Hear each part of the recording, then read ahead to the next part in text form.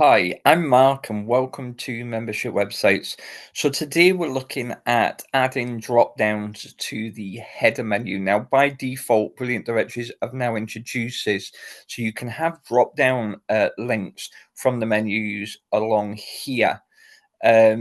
You can see you've got four links along here as your main menu. So this is your top header menu that we're referring to.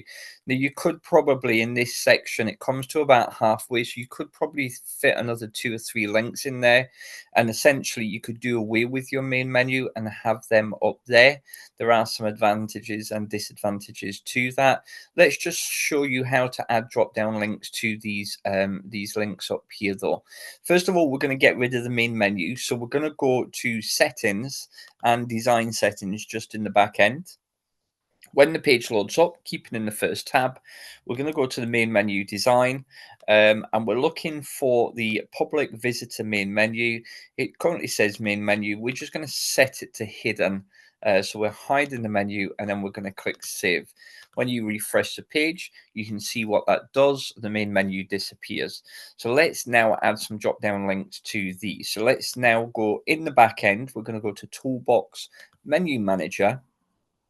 We can see we've got no customized menus. This is just a default website. So we're going to go to the top header menu. So this menu just here, and we're going to click on customization.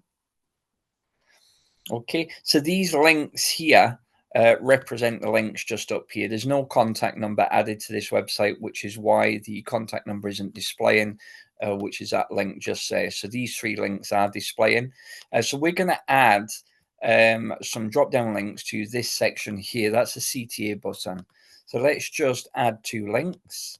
We've done that just by clicking on add menu items, and then we've just added the two, and then we're going to put businesses join here, and then we're going to put members join here.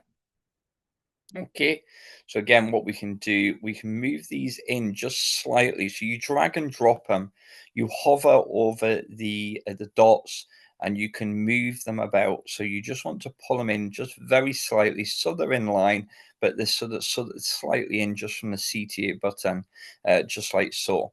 So we're going to save that, and then when we go back to the front end, we'll refresh the page. And you'll see now when we hover on the button, we've got the drop down links that appear. If you want them links to be where the login is, you can simply just go back into the menu and you can reposition these links where you want, just making sure that they're slightly in from the top item in the menu. So again, you just need to, it can be quite sensitive sometimes. You're just getting the links in the correct position, save.